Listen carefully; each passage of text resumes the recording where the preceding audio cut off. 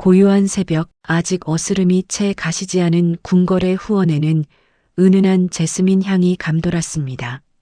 이른 아침부터 정갈한 물을 길어 올리는 상궁들과 나인들의 움직임에도 불구하고 후원 가장 깊숙한 곳, 넝쿨로 뒤덮인 작은 별채 주변은 언제나처럼 정적만에 흘렀습니다.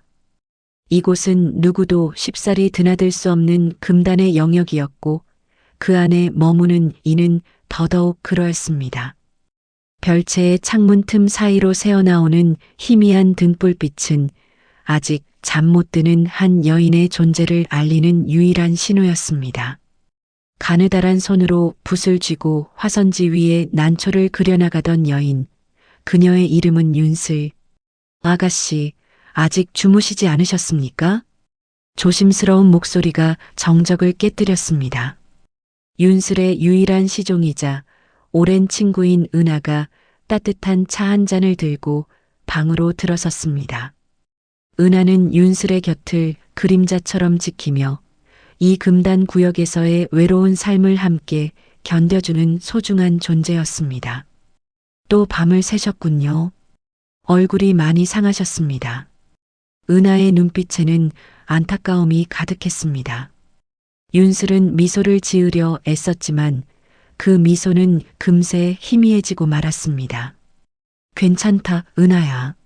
새벽 공기가 맑아서 그림이 더 잘 그려지는 것 같구나. 윤슬은 차가 식기 전에 마시라며 건네는 은하의 손길을 따뜻하게 잡았습니다. 따뜻한 차가 목구멍을 타고 내려가자 차갑게 얼어붙었던 몸과 마음이 조금씩 녹아내리는 듯 했습니다. 이곳에서의 삶은 사치스러웠지만 동시에 철저히 고립된 삶이었습니다. 넓은 궁궐 안에 갇혀 사는 새처럼 그녀는 자유와 세상을 그리워했습니다. 오늘 밤에는 별채에 찾아오시겠지요? 은하가 조심스럽게 물었습니다. 윤슬의 눈빛이 흔들렸습니다. 왕세자 이원. 그녀의 삶을 송두리째 바꾼 남자. 그와의 만남은 언제나 비밀스럽고 은밀하게 이루어졌습니다. 한밤중에 모든 이들이 잠든 틈을 타 그림자처럼 찾아와 짧은 시간을 함께하고는 다시 그림자처럼 사라지는 그의 모습은 윤슬의 마음에 깊은 아쉬움을 남기곤 했습니다. 글쎄, 폐하께서 요즘 건강이 좋지 않으셔서 정무가 더욱 바쁘시다고 들었다. 아마 바쁘셔서 오지 못하실 게다. 윤슬은 애써 담담하게 말했지만 그녀의 목소리에는 실망감이 역력했습니다. 이원은 항상 바빴고 그의 어깨에는 무거운 왕국의 운명이 놓여 있었습니다. 그녀는 그 사실을 잘 알고 있었기에 그의 바쁜 일정을 이해하려 노력했지만 인간적인 외로움까지 떨쳐버릴 수는 없었습니다. 아가씨, 너무 상심하지 마세요. 왕세자 저하께서 아가씨를 얼마나 아끼시는지는 제가 누구보다 잘 알고 있습니다. 은하는 윤슬의 어깨를 조심스럽게 토닥였습니다. 은하의 위로에도 불구하고 윤슬의 마음속에는 설명할 수 없는 불안감이 자리 잡고 있었습니다. 이대로 영원히 숨겨진 여인으로 살아야 하는 것일까? 그녀의 존재는 언제까지 이 어둠 속에 갇혀 있어야 하는 것일까? 이원의 기억 속 윤슬은 처음 만난 순간부터 다른 여인들과는 확연히 달랐습니다. 당시 이원은 세자 책봉을 앞두고 전국이 어수선한 와중에 잠시 궁 밖으로 미행을 나섰던 때였습니다. 그는 백성들의 삶을 직접 보고 싶었고 숨막히는 궁궐 생활에서 잠시나마 벗어나고 싶었습니다. 번화한 저작거리 한복판, 사람들로 북적이는 골목길에서 그는 우연히 윤슬을 보게 되었습니다. 비록 남루한 옷차림이었지만 그녀의 눈빛은 비범한 총명함과 함께 맑고 순수한 빛을 띠고 있었습니다. 당시 가뭄으로 고통받는 백성들을 위해 직접 작은 샘물을 찾아다니며 물을 길어다주는 그녀의 모습은 이원의 뇌리에 깊이 박혔습니다. 이원은 그녀에게 묘한 이끌림을 느꼈고 이후 몇 차례 더 그녀를 몰래 찾아갔습니다. 그녀는 늘 백성들을 돕는 일에 앞장섰고 어려운 이웃을 지나치지 못하는 따뜻한 마음을 가지고 있었습니다. 공경에 처한 아이를 돕기 위해 거침없이 뛰어드는 그녀의 용기 있는 모습에 이원은 깊은 감동을 받았습니다. 그리고 그녀가 가진 그림에 대한 비범한 재능 또한 그의 마음을 사로잡았습니다. 작은 화첩에 담긴 그녀의 그림들은 단순히 아름다운 것을 넘어 자연의 생명력과 인간의 삶을 깊이 있게 통찰하는 힘을 가지고 있었습니다. 결국 이원은 그녀를 궁궐로 들이기로 결심했습니다. 하지만 세자빈이 이미 정해져 있었고 복잡한 궁중의 정치 상황 속에서 그녀를 정식으로 들릴 수는 없었습니다. 대신 그는 그녀를 후원의 가장 깊숙한 곳, 자신만이 드나들 수 있는 별채에 숨겨두기로 했습니다. 윤슬 또한 처음에는 극구 반대했습니다. 자신이 궁궐에 들어가면 이원에게 큰 짐이 될 것이며 자신의 존재로 인해 그가 위험에 처할까 두려워했습니다. 하지만 이원의 굳건한 사랑과 설득에 결국 그녀는 그의 곁에 머물기로 결정했습니다. 그녀는 이원에게 폐가 되지 않는 선에서 오직 그를 위한 안식처가 되어주겠다고 다짐했습니다. 그때부터 윤슬의 삶은 빛과 그림자 사이에 갇히게 되었습니다. 낮에는 세상과 단절된 채 그림을 그리거나 책을 읽으며 시간을 보냈고 밤에는 이원의 방문만을 기다렸습니다. 이원은 바쁜 정무 속에서도 틈이 날 때마다 별채를 찾아 윤슬과 짧지만 소중한 시간을 보냈습니다. 그는 윤슬에게 세상의 소식을 전해주었고 그녀는 그에게 그림과 시를 통해 위안과 영감을 주었습니다. 그들의 만남은 서로에게 숨쉴 공간이자 고된 삶을 견디게 하는 유일한 희망이었습니다. 해가 중천에 떠오르자 윤슬은 화구들을 정리했습니다. 오늘은 궁녀들의 빨래 날이라 평소보다 바쁜 움직임이 후원 곳곳에서 느껴졌습니다. 윤슬은 잠시 창밖을 내다보며 한숨을 쉬었습니다. 저 멀리 보이는 높은 담장 너머의 세상은 그녀에게는 너무나도 아득한 꿈처럼 느껴졌습니다. 아가씨, 이제 아침 식사를 하셔야지요. 은하가 정성스럽게 차려온 소박한 아침상이 별채의 작은 상에 놓였습니다. 윤슬은 젓가락을 들었지만 좀처럼 식욕이 솟지 않았습니다. 그녀의 마음은 온통 이원에 대한 걱정과 자신에 대한 불안감으로 가득 차 있었습니다. 은하야, 폐하의 용태는 어떠하시다더냐? 윤슬이 조심스럽게 물었습니다. 궁궐 안팎의 소식은 은하를 통해 간접적으로만 들을 수 있었습니다. 어젯밤에도 기침이 심하셨다고 합니다. 어이들이 연이어 진맥을 했으나 차도가 없다고 하여 왕세자 저하께서 밤새 폐하의 곁을 지키셨답니다. 은하의 말에 윤슬의 얼굴에 그늘이 드리워졌습니다. 폐하의 병세가 깊어지고 있다는 소문은 이미 오래전부터 궁궐 안에 파다했습니다. 만약 폐하께 불행한 일이 생긴다면 이원은 곧바로 용상에 오르게 될 것입니다. 그렇게 되면 그녀의 존재는 더욱더 비밀스러워질 것이고 어쩌면 완전히 사라져야 할지도 모른다는 불안감이 그녀를 휩쌌습니다. 왕세자 저하께서도 걱정이 많으시겠습니다. 윤슬은 젓가락을 내려놓았습니다. 그녀는 이원을 위해 할 수 있는 것이 아무것도 없다는 사실에 깊은 무력감을 느꼈습니다. 그저 이곳에 숨어 그의 안위만을 걱정할 수밖에 없는 자신의 처지가 한없이 비참하게 느껴졌습니다. 그날 오후 별채에 뜻밖의 손님이 찾아왔습니다. 다름 아닌 이원의 보좌관이자 오랜 벗인 현우였습니다.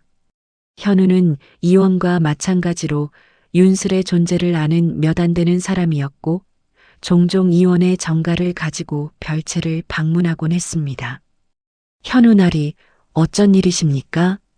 은하가 현우를 맞이했습니다. 현우의 얼굴에는 깊은 근심이 드리워져 있었습니다.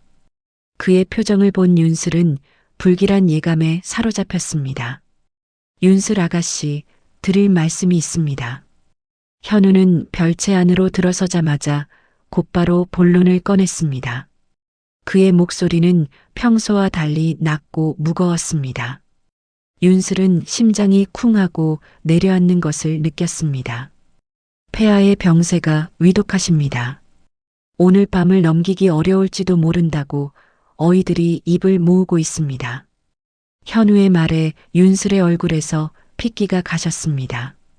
폐하의 위독은 곧 이원이 왕위에 오를 때가 임박했다는 의미였습니다.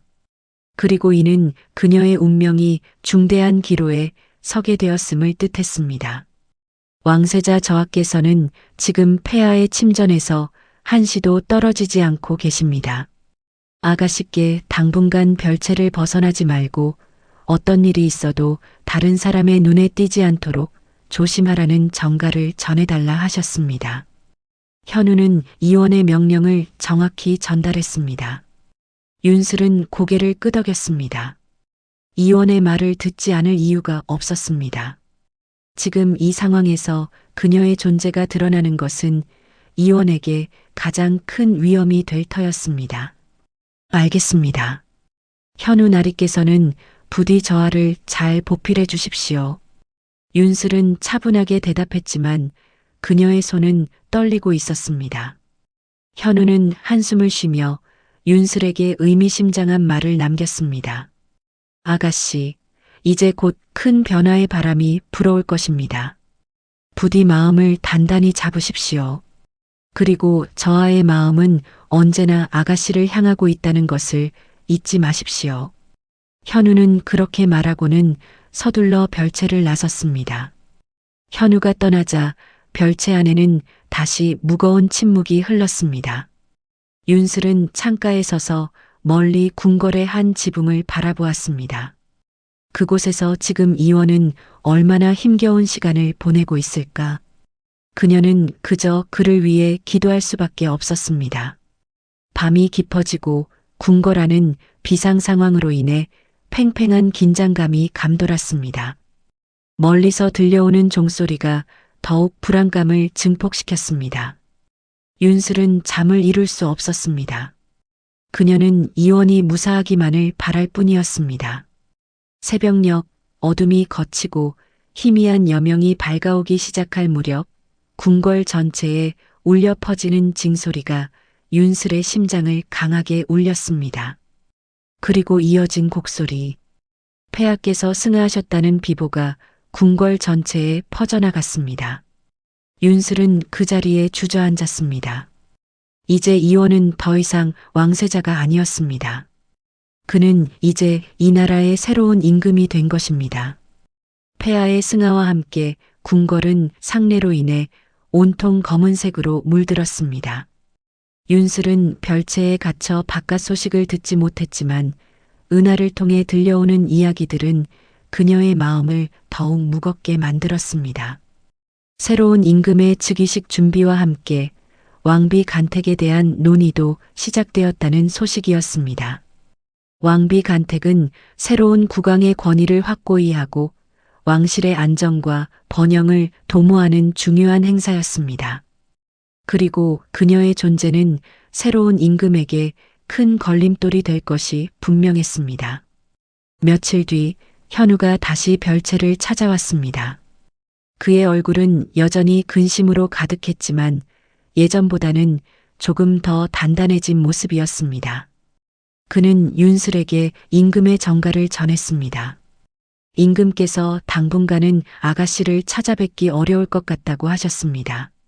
지금은 국상 중이라 모든 정무가 바쁘시고 곧 왕비 간택이 시작될 예정이라. 현우는 말끝을 흐렸지만 윤슬은 그의 말뜻을 충분히 이해했습니다. 이제 이원은 그녀의 곁에 있을 수 없다는 것을, 아니, 어쩌면 더 이상 그녀를 만날 수 없을지도 모른다는 것을. 윤슬의 눈가에 뜨거운 눈물이 맺혔지만 그녀는 애써 참아냈습니다. 알겠습니다. 그분께서 무탈하시기를 바랍니다.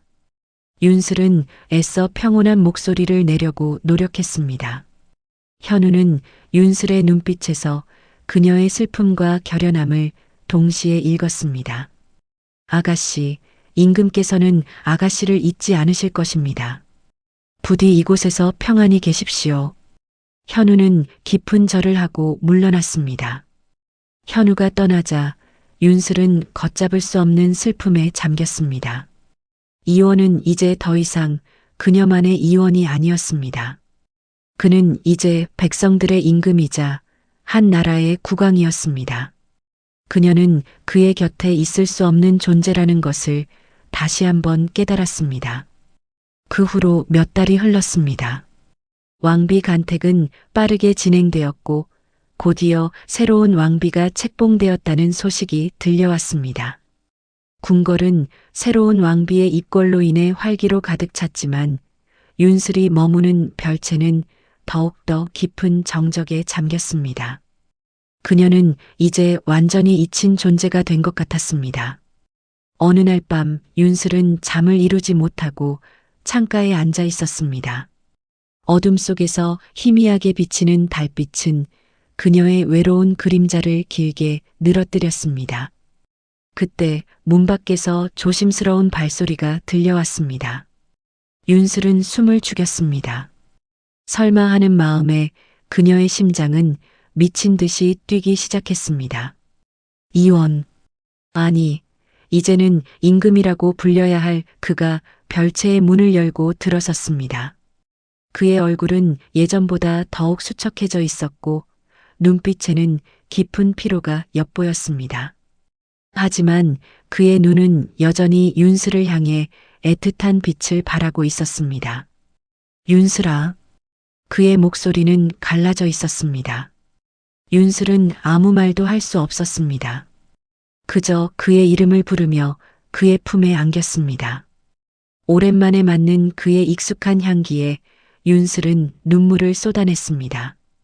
임금 아니 원아. 윤슬은 그의 품에 얼굴을 묻고 흐느꼈습니다. 이원은 윤슬의 머리를 부드럽게 쓰다듬으며 아무 말 없이 그녀를 안아주었습니다. 오랜 시간 동안 쌓였던 그리움과 슬픔이 그들의 포옹 속에서 한데 뒤섞였습니다. 미안하다 너무 늦게 찾아와서.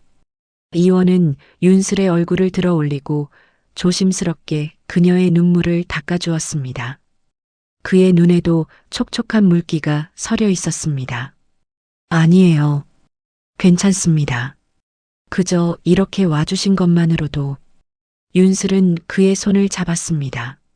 그의 손은 예전보다 더욱 거칠어져 있었지만 여전히 따뜻했습니다. 이제는 내가 임금이 되었다. 이제는 너를 만나는 것이 더욱 어려워질 것이다. 이원의 목소리에는 깊은 아쉬움이 묻어 있었습니다. 윤슬은 고개를 끄덕였습니다. 그녀는 이미 알고 있는 사실이었습니다. 그녀는 그의 짐이 되고 싶지 않았습니다. 알고 있습니다. 저는 괜찮습니다. 부디 강건하시어 백성들을 잘 다스려 주십시오. 그것만이 제가 바라는 전부입니다. 윤슬은 애써 밝은 미소를 지었습니다. 이원은 그런 윤슬의 모습에 가슴이 저려왔습니다. 그는 그녀에게 해줄 수 있는 것이 너무나도 없다는 사실에 깊은 절망감을 느꼈습니다. 하지만 그는 이제 한 나라의 임금이었습니다. 사사로운 감정에 얽매일 수만은 없었습니다. 그날 밤 이원은 윤슬과 오랜 시간 동안 이야기를 나누었습니다. 그는 그녀에게 왕위에 오르면서 겪었던 어려움들과 백성들을 위한 자신의 포부를 이야기했습니다.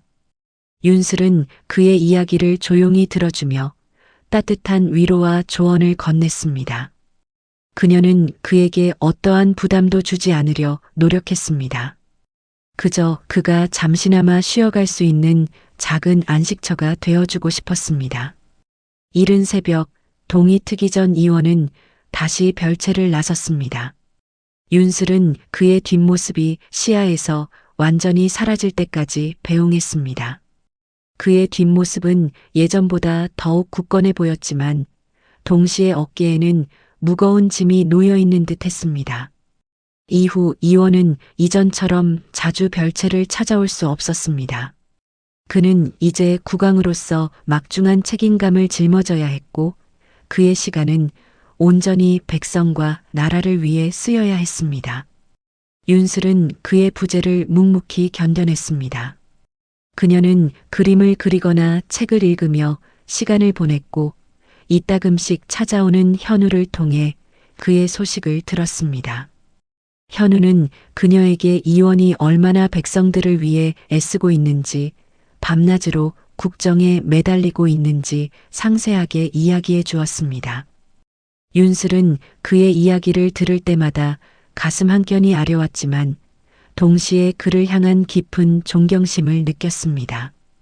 그녀는 자신이 사랑하는 남자가 이처럼 훌륭한 임금이 되어가는 것을 멀리서나마 지켜볼 수 있다는 사실에 감사했습니다. 세월이 흘러 궁궐에는 왕자와 공주들의 웃음소리가 울려 퍼지기 시작했습니다. 이원은 훌륭한 임금으로서 백성들의 존경을 받았고 그의 나라는 평화와 번영을 누렸습니다. 윤슬은 여전히 별채에 머물렀습니다. 그녀의 존재는 궁궐 사람들에게 거의 잊힌 듯 했습니다. 오직 몇몇 상궁과 은하만이 그녀의 존재를 알고 있을 뿐이었습니다. 윤슬은 이제 중년의 여인이 되었지만 그녀의 눈빛은 여전히 맑고 고요했습니다. 그녀는 더 이상 이원에 대한 애틋한 연정으로 괴로워하지 않았습니다. 대신 그녀는 그를 향한 깊은 사랑과 존경심을 품고 그의 안녕과 나라의 평화를 위해 조용히 기도했습니다. 그녀의 사랑은 이제 사사로운 욕망을 넘어선 헌신적인 경지에 이르러 있었습니다. 어느 해 겨울, 유난히 눈이 많이 내리던 날 밤이었습니다. 윤슬은 별채 창가에 앉아 소복이 쌓인 눈을 바라보고 있었습니다. 그때 별채의 문이 조용히 열렸습니다. 익숙한 발소리에 윤슬은 고개를 들었습니다. 문가에는 어느덧 희끗희끗한 머리카락이 된 이원이 서 있었습니다. 그의 얼굴에는 깊은 세월의 흔적이 새겨져 있었지만 그의 눈빛은 여전히 윤슬을 향해 따뜻하고 부드러운 빛을 발하고 있었습니다. 윤슬아. 이원의 목소리는 예전처럼 힘이 넘치지는 않았지만 여전히 윤슬의 마음을 깊이 울렸습니다. 윤슬은 자리에서 일어나 그에게 다가갔습니다. 두 사람은 말없이 서로를 마주 보았습니다. 그들의 눈빛 속에는 지난 세월 동안 쌓였던 수많은 감정들이 고스란히 담겨 있었습니다. 오랜만이다. 이원이 먼저 입을 열었습니다. 윤슬은 고개를 끄덕였습니다.